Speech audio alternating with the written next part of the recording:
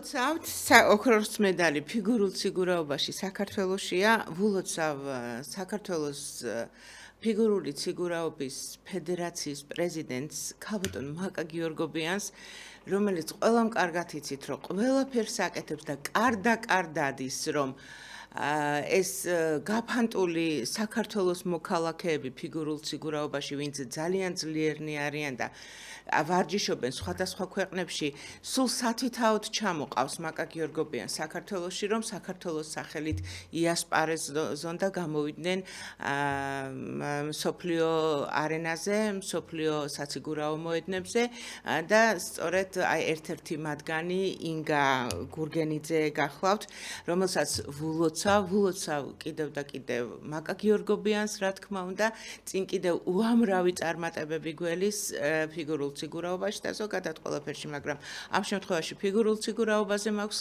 საუბარი, რამე თუ მაკა გიორგობიანი არის ადამიანი, რომელსაც უყვარს ეს საქმე და თავისთავად უყვარს საქართველო და ყველაფერს აკეთებს იმისთვის, რომ გავმეორდები და ვიტყვი, რომ საქართველოს მოქალაქეები ფიგურულ ციგურაობაში, ვინც გაფანტულები იყვნენ და ეხლა თუნდაც არიან გაფანტულები, ჩამოიყვანოს საქართველოში და შემდგომ მსოფლიო ასპარეზზე გავიდნენ საქართველოს სახელით.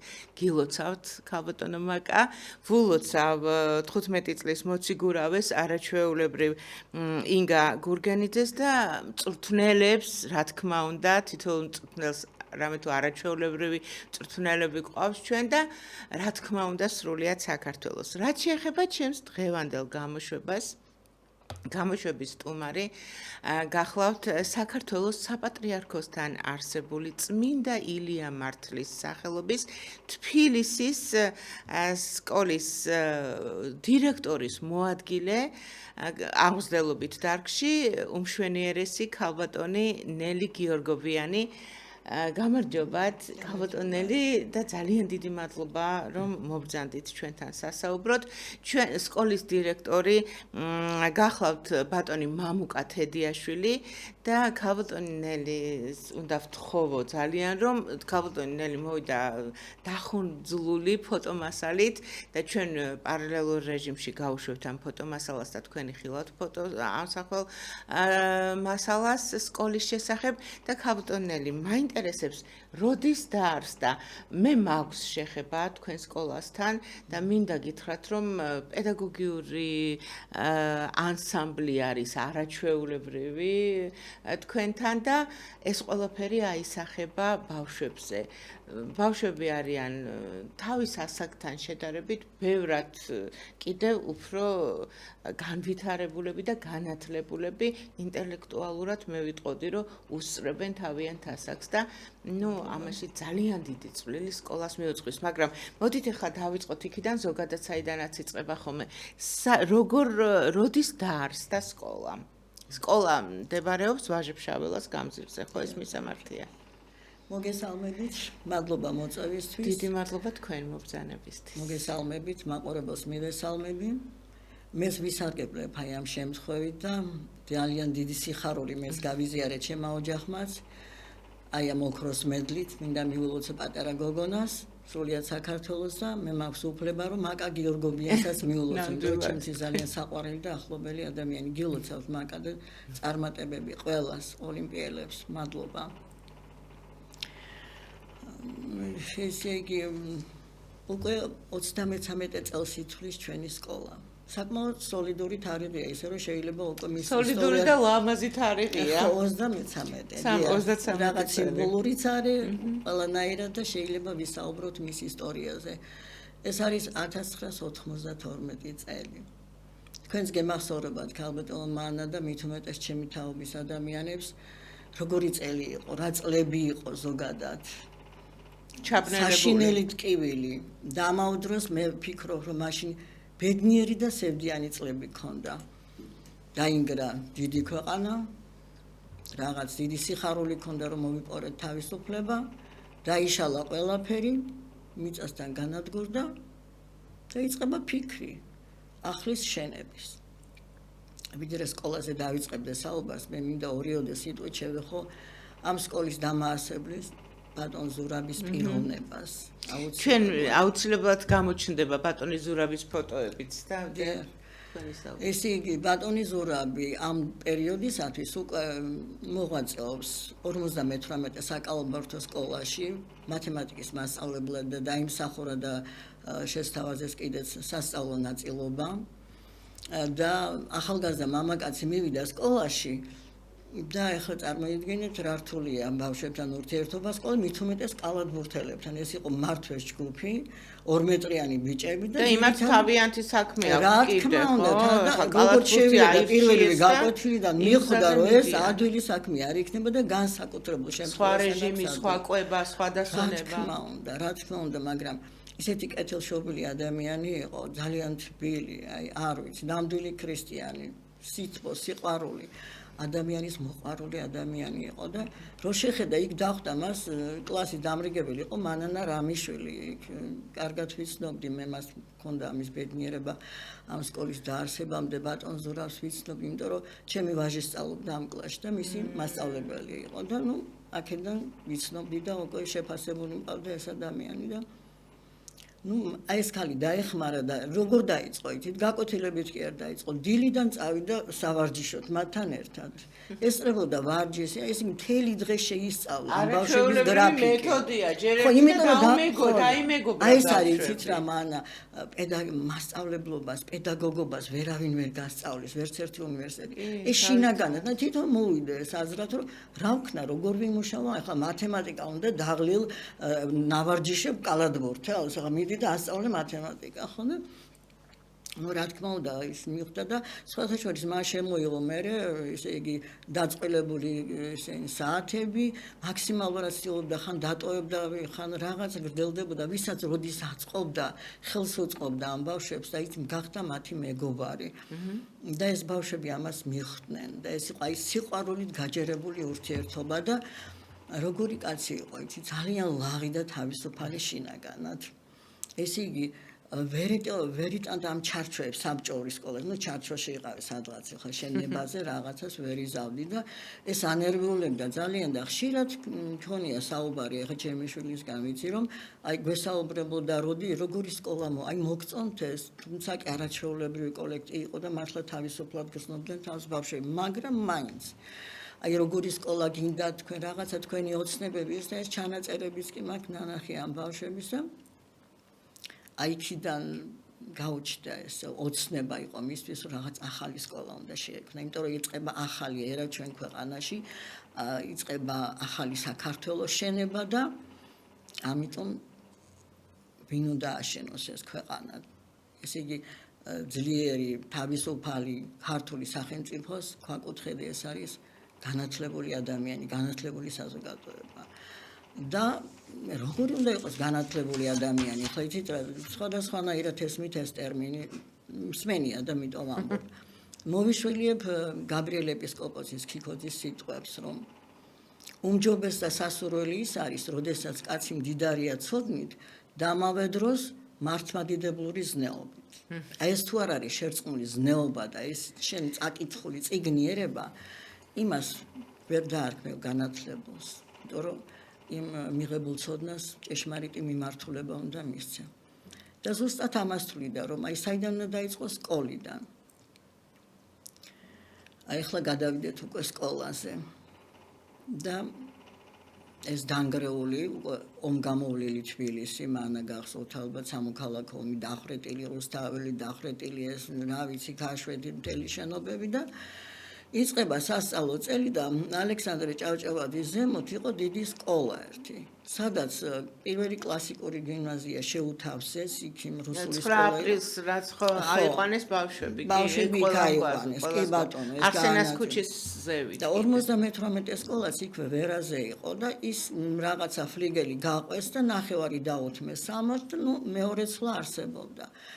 და როდესაც ეს გაუმხილა მერაბ კეკელიძე იყო საკალათბურთო სკოლის დირექტორი ზურაბმა რომ აი ესეთი სკოლის გაკეთება მინდა და ხლა მერაბს ნამდვილად არ უნდა და ასეთი პედაგოგის დაკარგვა ხო და მაგრამ ისეთი ეროვნული საქმე იყო რომ პირიქით ხელი შეუწყო და შესთავაზა რომ მე ჩემ ოთახებს დაგითმობ სკოლაში შეგვიხიზნა, ასე თქვა, მეგობრულად ქართველურად ასე ქვია მაგას და აი ჩემთვის არის მანანა დაავიწყებელის პირველი დღე.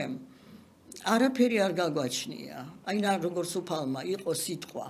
გამოცხადდა ტელევიზიით რომ იხსნება სექტემბრიდან ილია მართლის სახელობის გიმნაზია. მაშინ გიმნაზია გვერქვა და იყო ძალიან კარგი. მაგრამ არ ვიცი სად ვართ. კეკელიძემ შემოგთავაზა, წავედით ახლა და პირველი დღე მანდა ეს უნდა მოუყვე ცოტა თუ გამიგრძელდება ამბოდის გიხდით ხო? თორე ეს აი ახლაც მახსოვს ის ემოციაც კი მახსოვს, აი ბრძნობ ამ ყველაფერს და ეხლა აი სახლობანას რო თამაშობ და სკოლობანას ხო ეხლა დავირქვით სახელი რექტორი, პრორექტორი, ისა ესა ვიღაცები ხარ. ხო და დავსხედით ეხლა სამასწავლებლოში რაღაც გრძელმაგიდასთან შევქმნით კომისიას. უნდა ვთქვა რომ მანანა მასწავლებელი რამიშვილი და კიდევ ერთი ქალბატონი მარე ხაგლაძე მათემატიკის მასწავლებელი რომელიც იქ მუშაობდა და წარმატებული მასწავლებლები იყვნენ. აიტაცეს ეს იდეა.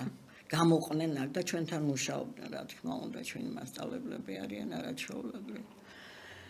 ხო და სხედვართ ახლა და ველოდებით 10 საათზე უნდა შემოვიდეს ბავშვი. გავიდა 10 საათი, გადის 11:30 გახდა და ასე გავაპარე ესე თვალი ზურაბისკენ, შიშნარევი და ზურაც მიყურებს ესე და რაღაცა თამაში გამოვიდეს თითქოს და აიმე რაღა ვქნათ შემგულში ფიქრო, რომ არავინ მოვიდეს და მან რა იყო იცი უცებ გაიღო კარი და შემოფრინდა, არ შემოვიდა, იმიტომ რომ აღმართი სირბილით ამოიარა დედაშვილმა და შემოფრინდა ბიჭი, დიდი ესეთ ხუჭუჭა თმები, დიდი შავი თვალები.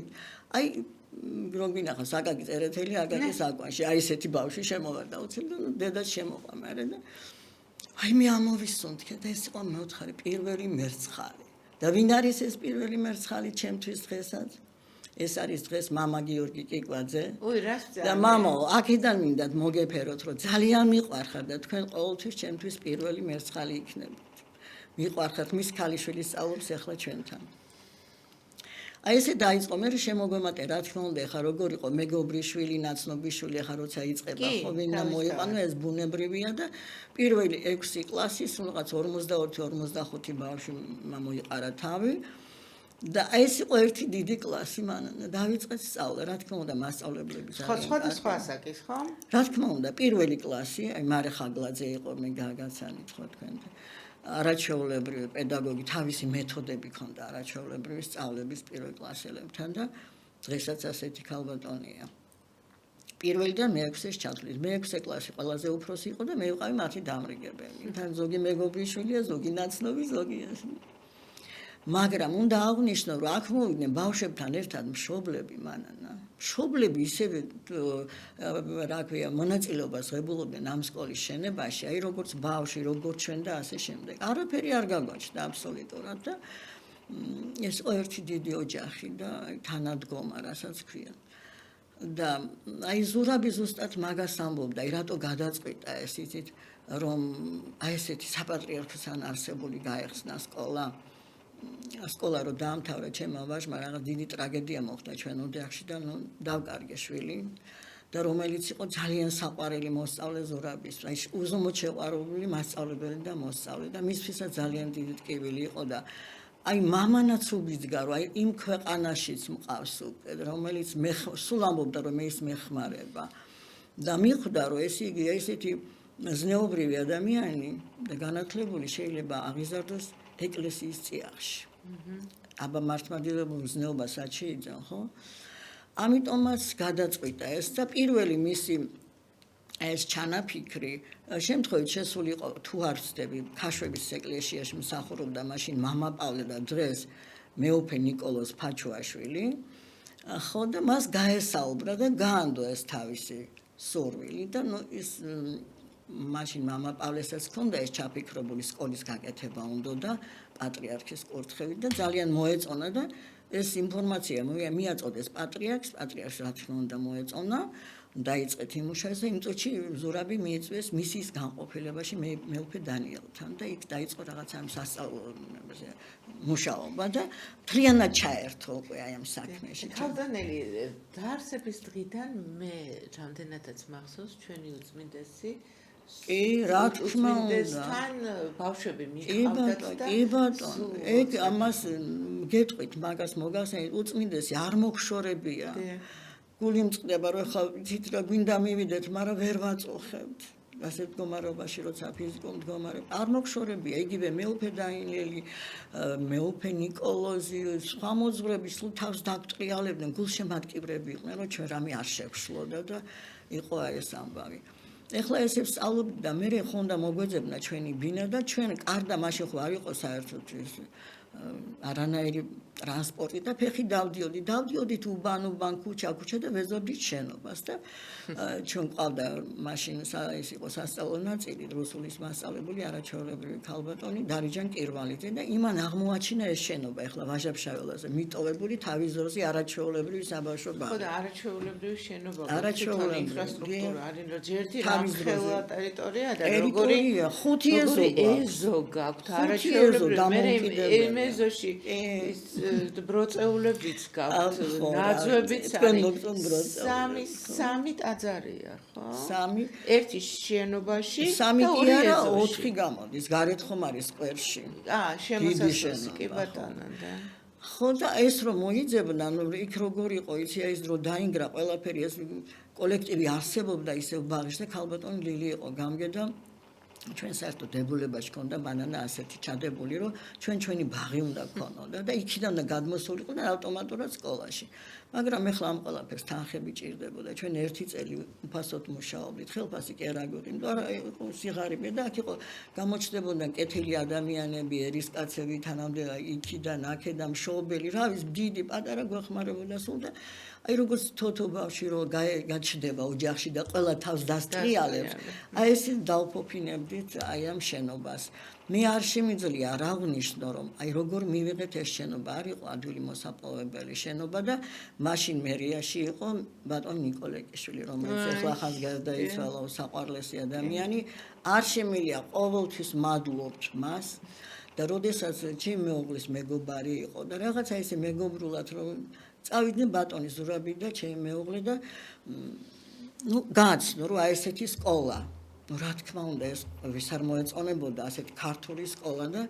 ამ დროს რა იყო იცი მამე სწორად აღნიშნეთ ქართული სკოლა რა თქმა უნდა აბა ეხლა მე-1000 სკოლა რაღაც უნდა თბილისში სკოლების მეტი რა არის ვის ჭირდებოდა რა თქმა უნდა ხო და მაშინ იყო გამზადებული მაშინ იწყებოდა გერმანული სკოლების შემოსვლა საქართველოში და თბილისში და უკვე გამზადებული დოკუმენტაცია იყო გერმანული სკოლის და ქალბატონმა ნილიმ აღმოაჩინა და დამირეკა მე და რა შევითო ვინმეს დაუთმეთო ეს შენობა მე ვთხარი რასამ აი ესეთი ასე და გავიქეცით იმ წუთში და ესე იგი ნიკომ გადაუსვა ხაზი ამას ნახეთ აი როგორი სასწორზე დააყენა თავისი მდგომარეობა შეიძლება გაინთავისუფლებინათ ხო აი ეს გმერული საქმე ჩაიდინა და მე აიქედან კიდევ ერთხელ ზეცაში მისი სული ნათელში იყოს და მის ოჯახს კიდევ ერთხელ უსამძიმრებ და დიდი მადლობა მე და ოჯახსაც გადაუხადო დიდი მადლობა აი ამ ყველაფერზე ნუ აი ეს პირველი დღე მანა გაჩვენეთ კიდევაც რაღაცა პრიმიტიული ესე აღხტებოდით რაღაც ფიცრები იყო გადმოხტებოდით და მობრძანდა პატრიარქი მოაბრძანა დავით აღმაშენებლის სიმბოლურად ხატი ну იყვნენ ერისკაცები, საპატრიარქოს წარმომადგენლები, სხვადასხვა ბავშვები, რა თქმა უნდა, მშობლები ძალიან დიდი ზეიმი იყო და პატრიარქმა დალოცა, აკურთხა სკოლა, დაგლოცა, უბედნიერესი დღე იყო. ამის შემდეგ დაიწყო შენება და აი შენება რომ დაიწყო, ეხლა რამდენიმე წუთის სარეკლამო ჭრაზე გავიდეთ და მეორე ნაწილში ვისაუბროთ უკვე იმის თაობაზე შენება რომ დაიწყო 34-13 წამი მრჩება და უბრალოდ მინდა გითხრათ დამრჩაზევით ის კარგი ზეპირად ვიტყვი საქართველოს თქვენ ყველამ კარგად იცით რომ საქართველოს თეატრალურ საზოგადოებამ და ნუ ზოგადად ხორავას სახელობის თეატრში გაკეთდა ძალიან კარგი რემონტი და იწყებს უკვე ფუნქციურ მუშაობას თუმცა არც არასოდეს არ შეუწყვეტია ხორავას სახელობის თეატრის მუშაობა მაგრამ ეხლა რემონტი რომ გაკეთდა მას შემდეგ პირველად კვირას 4 საათზე თქვენ გექნებათ საშუალება ნახოთ ულამაზესი შეხვედრა წარმოდგენა კოტე 80, სადაც ნაჩვენები იქნება სრულად არ ვიტყვი. უბრალოდ აი გეუბნებით, ნაჩვენები იქნება 1934 წელს გადაღებული ფილმი, რომელიც ჯერ არავის არ უნახავს რეჟისორის და რეჟისორის თანმხლები პირების გადამღები ჯგუფის გარდა. გავიდეთ ახლა სარეკლამო ჭრაზე და გადაცემის მიწურულს კიდევ გამოვაცხადებ ამას.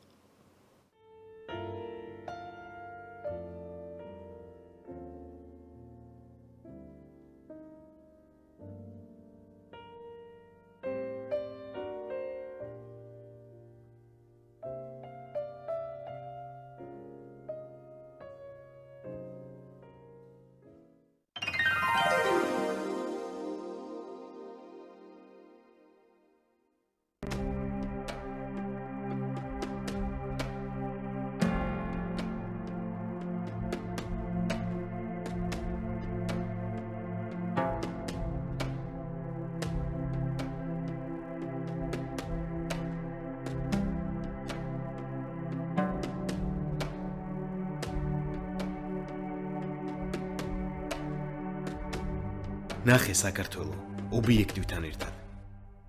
ქარზამეთი და გავეთი, მე-13-მე-14 საუკუნეების მიჯნის კულტურული მემკვიდრეობის ძეგლები, ასპინძის რაიონის უკიდურეს სამხრეთ ნაწილში.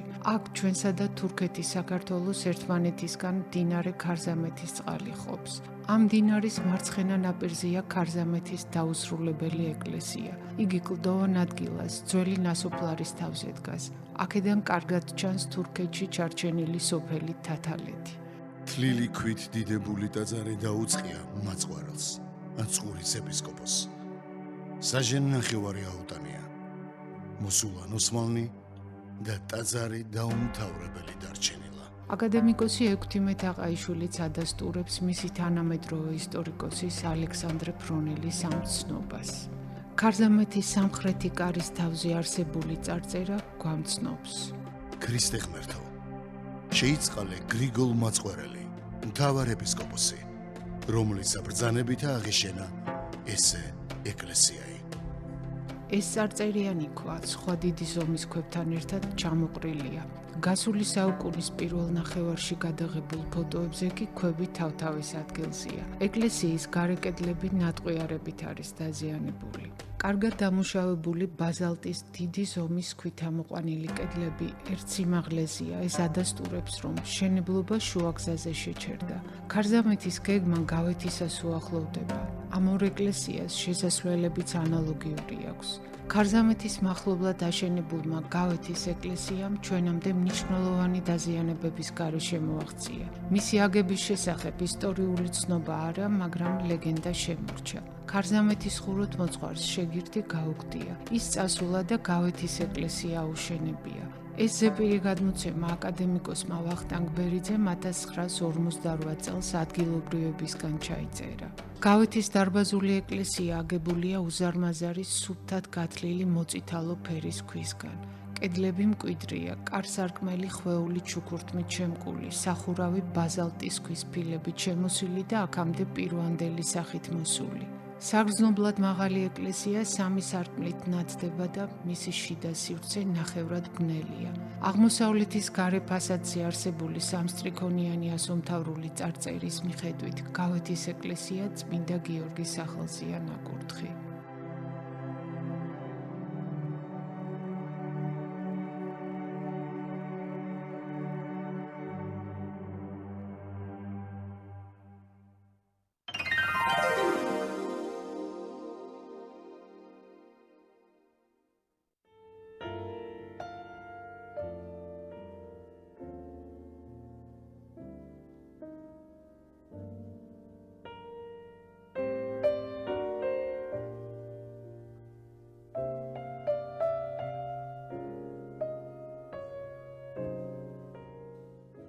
და მენდე კავშირი ობიექტივი და გადაცემა პროფესიონალები და საზოგადოება აგრძელებს თქვენთვის მაუწყებლობას და ჩემი სტუმრის სახელს და გვარს შეგახსენებთ. ეს გახლავთ საქართველოს საპატრიარქოსთან არსებული წმინდა ილია მართლის სახელობის თბილისის სკოლის დირექტორის მოადგილე ამგზელობით დარგში და სპეციალობით მათემატიკოსი, მათემატიკის პედაგოგი ქალბატონი ნელი გიორგოპიანი. მოდით ახლა გავაგრძელოთ, უკვე მივედით დღევანდელობამდე და დღეს რა ხდება სკოლაში. მე ვიცი რომ ბატონ მამუკა თედიაშვილია თქვენი დირექტორი და მე ვიცი ბატონი მამუკასგან რომ უამრავ პროექტში არის სკოლა ჩართული და ძალიან საინტერესო პროექტები თვითმმართველობა გყავთ სკოლაში და გისმენთ. აი ხო ვიდრე ამაზე გადავიდოდი, მაინც მინდა ვთქვა, რომ დაწყებიდანვე ბავშვებს მივეცით სრული თავისუფლება. თავისუფლებაზე გამახსენდა. მე არანაირი როგორ გითხრათ, საწინააღმდეგო არაფერი მაქვს მანდატურებთან, იმიტომ რომ მე სხვა სკოლებთან მაქვს შეხება და ძალიან ცდილობიანები არიან, მაგრამ თქვენ სკოლაში მე არის მანდატური. არა, მანდატური არც ეს საპატრიარქო სკოლაში არის. ხო, აი ესეც რაღაც, აი მოდით ერთი ეს ეხლა გამახსენდა ამ თვითონ, მართლა არ მაქვს საწინააღმდეგო არაფერი, იმიტომ რომ ძალიან ცდილობიანი ახალგაზრდები არიან, სადაც მინახავს, მაგრამ თქვენთან არ არის, ხო? როცა ეს წამოვიდა ეს საკითხი და დაისვა, ნუ პატრიარქისგან არ ქონდა კურთხევა, რომ მაგრამ მე ჩემი განწყობა მინდა მოგახსენოთ, რომ ვიფიქრე, მე რაღა უნდა გავაკეთო. ესე იგი მანდატორი უნდა შემეშველოს ბავშვის აღზრდასა, ბავშვთან მისვლაზე, ბავშვის ანუ პედაგოგმა რა უნდა გააკეთოს? პედაგოგმა რაღა მეც მქონდა იცით პროტესტი. თუმცა კი ძალიან გიადვილებს, ალბათ უადვილებს საჯარო სკოლებში, სადაც მანდატორია, იმიტომ რომ რაღაც ეს სიღრმეში ეხა მანდატორის ფუნქცია აქვს, სწავლება, იქ თუნდაც დისციპლინა, ყველაფერი ჩვენ გვაქვს ეს ყველაფერი. ჩვენ ხრებზია, ურთულესია. თან იცით, ნუ გეგონებათ, რომ რადგანაც ეკლესიის წიაღშია უფრო მარტია ვიდრე სხვაგან, თუნდაც საჯარო სკოლაში. არა ბატონებო. იცით რატომ რომ მე კი ვაძლევ, მე მინდოდა და ბატონ ზურაბს უნდოდა ასეთი რომ ყოფილიყო ბავშვი იცით ოჯახურ გარემოში. აი ოჯახიდან. ხო, ამას ვაღწევთ ჩვენ, მაგას ვაკეთებ, ზუსტად ასე ვართ მოწოდებული ჩვენ მასწავლებლები, რომ ბავშვმა იცი უცხოთ არ იგდოს. აი სადღაც ოჯახიდან ოჯახში წავიდა, იქ მისთვის საყვარელი ადამიანი, მზრუნველი ადამიანები, რაც მთავარია, მზრუნველი და აი ზოგჯერ ტრაბახობ ხოლმე და ზედმეტი მოვლის. მართლაც აი ესეთი პედაგოგები ყავს, რომ აი სიყვარულში, სითბოში და ზრუნვაში გადის მარია რომ თქვენთან ბავშვები არ არიან დაძაბულები. არა, არავითარ შემთხვევაში და იმიტომ რომ მე პირველ კლასს ასეულები შეიძლება უნებლიეთ შემეშალოს რაღაცა. აი განსაკუთრებით როცა ახლად მოსულ ბავშვებთან შევდივარ ახალ კლასში და მე ვიბარებ მშობლებს და ვეუბნებით გამაცანით ბავშვები. თქვენი შვილები, იმიტომ რომ რამე არ შემეშალოს, მე კარგად უნდა ვიცნობ და ვიდრე მივალ მასთან. გეთანხმებით, იმიტომ რომ ჩვენ თუ მათ ვასწავლით, ჩვენ მათგან ბევრს ვსწავლობთ. რა თქმა უნდა, მე პედაგოგიური გამოცდილება მივიღე ამ ბავშვებისგან. აბა ისე როგორ დავდგებოდი პედაგოგად, ხო? თუმცა კი პედაგოგიური არ მაქვს დამთავრებული. პედაგოგიკა არ მისწავლე, აი წერანას თქვი მან, რომ ეს არის პირველი გაკვეთილი რო ჩავატარე. ხო, აი სამრეწველო ეკონომიკურ ტექნიკუმში დავიწყე 27 წლისამ. ხო და რო ჩავატარე გაკვეთილი და არასოდეს არ მიფიქრია მასწავლებლობას და მაშინ თქვი რომ ეს არის ჩემი საქმე. ვერც კი წარმომიდგენი, აი რა ხელფასი უნდა მომწეს, თუნდაც მილიონი და მე სხვა საქმე ვაკეთო.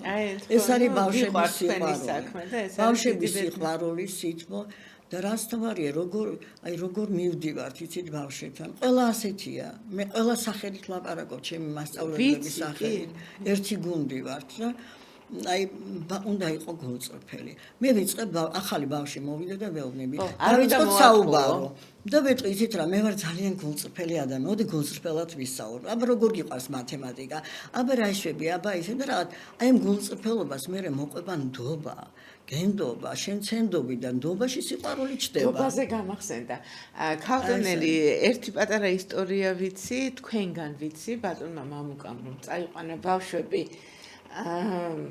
ლაშქრობაზე. ბოდიში ექსკურსიაზე, ლაშქრობაზე, სალაშქროდ წავიდნენ და იქ რაღაც ისეთი მოხდა და აი მამუკა შემდგომ დირექტორი ბავშვებმა ხელში ატატებული რომ წამოაბრძანეს ზოგადად მამუკა თედიაშვილი გამოირჩევა იმით ისეთი დირექტორია რომელიცაც მიყავს ბავშვები ისეთ ადგილებში ჯერთი წმინდა ადგილებში დაყავს და მე ისეთ ადგილებში, სადაც ცოტა უფრო მეტია ფეხით სასიარულო, ვიდრე მანქანით და ტრანსპორტით და ამით იგი აზიარებს ბუნებასთან, აზიარებს თავისთავად ახლა ეკლესიასთან ზიარება, ისედაც მუდმივად ამითი აყვარებს არის ქვეყანას. და აი ამით იმეგობრებს ბატონი მამუკა ბავშვებს და ამიტომ არის რომ თითოეულ მათგანს აქვს დირექტორისადმი და ზოგადად პედაგოგებისადმი უდიდესი პატივისცემა.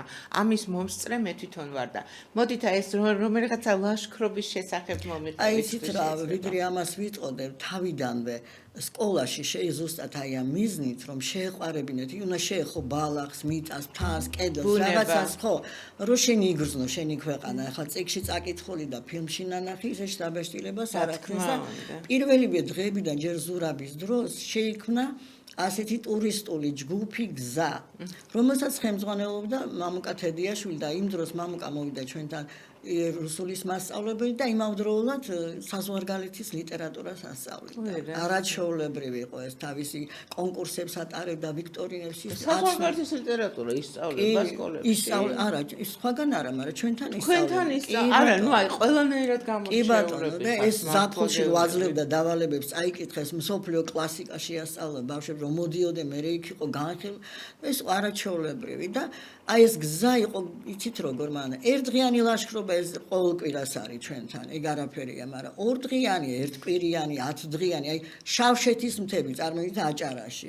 სადღაც მიუვალი ადგილები, ყველგან არის აი დიდი სტენდია რომ შემოდიხარ ჩვენ. აი იქ არის სურათები ამის ამსახველი და ეს იყო სკოლაში სკოლა და მე ამით ვამაყობდი და მაშინ მამუკა იყო სასწავლო ნაწილი. ეს იყო ფუტკარი, საოცარი ინტელექტი აქვს. ძალიან დიდი და ამ დროს აი მუშა და ეხლა დირექტორი როა ცოტა აი ხო დირექტორს კიდე დაკავებულია რაღაცა და ამდენს ვეღარ აკეთებს ამ მიმართულებით მაგრამ აი ბოლოზე გეტყვით ეხლა აი მაგალითად ერთხელ სადაც მიდიან და დახვდათ იქ რაღაცა ესეთი გაფუჭებული, დაზიანებული ხიდი და ვერ გადადიან. აი ეს ფოტოები ნახეთ წერან. ხო, ფოტოები იყო წერან, ხო?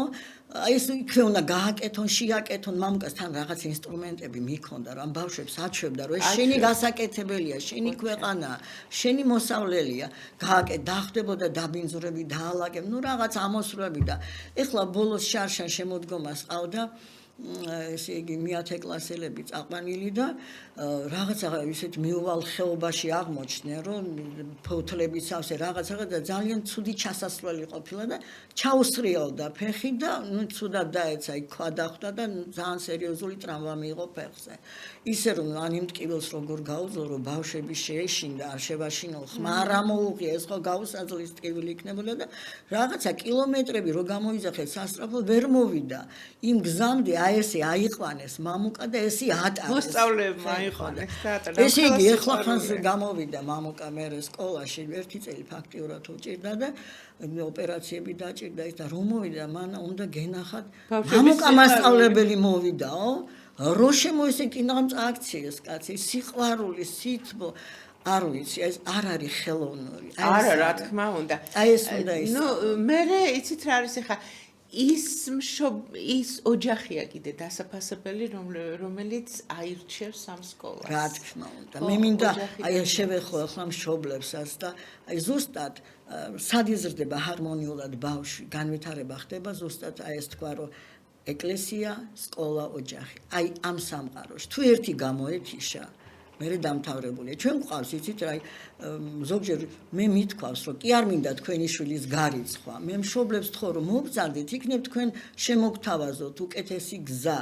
ჩვენ ვიმსჯელოთ თქვენ შვილზე, იმიტომ რომ მეც თქვენთანა ვარ ახლა ამ წუთში და თქვენი შვილი ამ წუთში დღის მთელი ნახევარი არის ჩემთან, ხო? ჩემი შვილიც არის, ეს ყველანი ჩემები არიან. ხო, აი ეს ერთად გადავწყვეტ ხოლმე, მაგრამ არის ზოგი გამოჩნდება რაღაცა ისეთ არის მაგალითად მყავს 1-2 ბიჭუნა რომ ვეუბნები მშობლს მოდი გადაიყვან რომ მოსაჭირდება მანდატური მე იცით ვერ ვაშინებ აი ზუსტად იქ შიში უნდა რომ გაინძრევა იქ ოქმს დაუწენ რაღაცა მე არ შევინჩევი არიან მასეთ არა ეს ეხლა არ თქვათ რომ ეს ჩვენი სკოლა არის იდეალური ჩვეულებრივი სკოლა ბავშვები ბავშვები იმნაირი, ამნაირი ყველგან არის, ცელქი, ზუღლუტი, ზარმაცი, ბეჯითი, რამის, ყველანაირი არსებობს, ეს არის ბუნებრივი და ასეც უნდა იყოს. აბა ჩემთან იდეალური ხო და ყველა საყვარელი.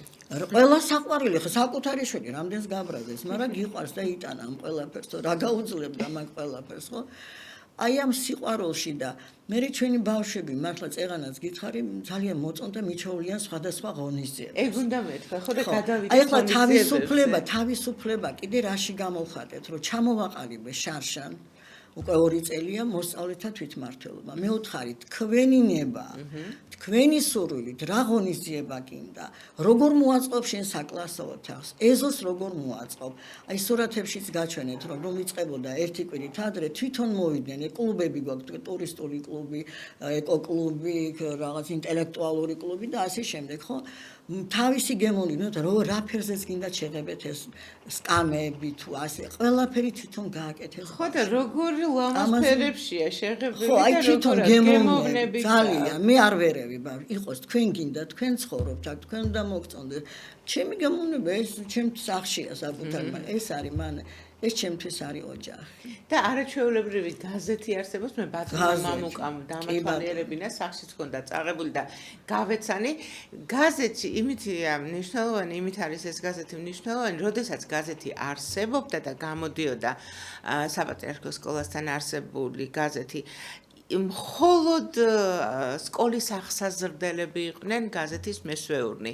რედაქტორები, ავტორები, იქ საზოგადოებასთან ურთიერთობის სამსახური მხოლოდ აღსაზრდელები იყვნენ და ამით თქვენ მიაჩვიეთ ეს ბავშვები, თქვენი აღსაზრდელები გუნდურ მუშაობას, პასუხისმგებლობას და ცხოვრების დიდასპარეზე გასასვლელად უკვე სრულად მოამზადეთ, რომ რა სფეროსაც არ აირჩევენ ისინი, იქნებიან პასუხისმგებლობები და მათ იციან ახლა ბატონმა მამუკამ იმიტომ შეაკეთებინაო, რომ ამით აჩვევს ბავშვებს, რომ მათია ეს ქვეყანა და მათ უნდა ააშენო. ზუსტად მათ უკვე იციან, რომ მათ მიერ არჩეული საქმე უკვე თვითონ უნდა გააკეთონ და არავინ არ დაეხმარება. ნუ ხა დამხმარეს იმას კი არ გულისხმობ, ვიღაცა რა თქმა უნდა რჩევებს შეეკითხებიან და რჩევებს შემდგომ გაითვალისწინებენ, მაგრამ იმ შეკითხვასაც სწავლება ჭირდება.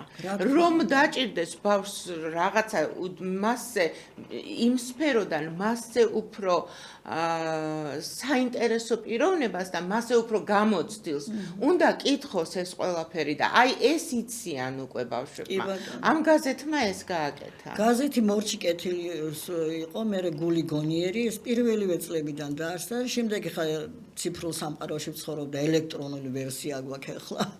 რა ვიცი, მე ეს გაზეთი მომწონდა, რომ ხელში მეჭირა და ვკითხულობდი. აქ ახლა დიდი წვლილი. ხო, ნაკითხებიც არიან კიდე. ნაკითხები და იცით რა ეს ყველაფერი, რომ რაღაც შედეგს ღებულობ ჩვენი მასწავლებლების დიდი დამსახურება. თავისთავად, სკოლაში ისინი ატარებენ ისეთ შემოქმედებით ღონისძიებებს სახავენ ბავშვები. აი ახლა დაგეგმილი გვაქვს კალიგრაფიის კონკურსი. შარშან ჩაატარეს ისეთი კონკურსი. აი თვითონ მოაწყვეს, თვითონ ჩამოკიდეს, თვითონ მე მარტო მადლობა და სიგელები გადავეცი. არაჩვეულებრივი და ну ხატვი აი ცით რა მიხარია კიდე ორი მასწავლებელი ყავს უკვე ჩვენი სკოლა დამთავრებული. ერთი არის ხელოვნების მასწავლებელი ელენე ხატწერაც ისწავლება. ну ხატწერა თავისთავად უკვე 10 წლებია ჩვენთან ისწავლება ძალიან სერიოზულად. და ბავშვების მიერ დაწერილი ხატები არის სკოლაში რომ შემოდიხარ. სკოლაში რომ გაბრიელ ეპისკოპოსის ტაძარი რო აქ რო შედიხარ დიდი ეს არის წმინდა გიორგის ხატი ჩვენი ბავშვების დაწერილი. მე სამების ტაძარში ახალგაზრდობის ცენტრში ორჯერ გამოფენა ქონდა ნამუშევარი, იქ სწავლობენ ქარგვას, ხატვას. აი ხატვის მასწავლებელი ყავს კიდე ლიზი ხუციშვილი ჩვენი სკოლა დამთავრებული არაჩვეულებრივი გამოფენებს ქმნიან და რა ვიცი მე და ვიწოთ ხოლმე მე მხატვრებს შესამოწმებლად, შესაფასებლად ამ ბავშვების კონფერენციები იმართება, თვითონ ბავშვები გეგმავენ ამ ვიქტორინებს ინტელექტუალური რაღაც კონკურსებში თბილისში თუ რა ტარდება ეს ტვინების ბრძოლა თუ რაღაც სხვადასხვა ოლიმპიადები ძალიან აქტიურად მონაწილეობენ და რაც თავარია მანამ მინდა რომ ეს დიდები ეს თვითმმართველობის ბავშვები პატარა ბავშვებთან გეგმავენ ღონისძიებას. იქ რაც პატარა სპექტაკლები, იგივე რაღაც მხიარული სტარტები, სპორტული ღონისძიებები და რაღაც ერთმანეთის ზრუნვა. ჯანსაღი ურთიერთობა. და მე მინდა მადლობა აი აქედან გადაუხადო ბატონ მამუკას პირველ რიგში.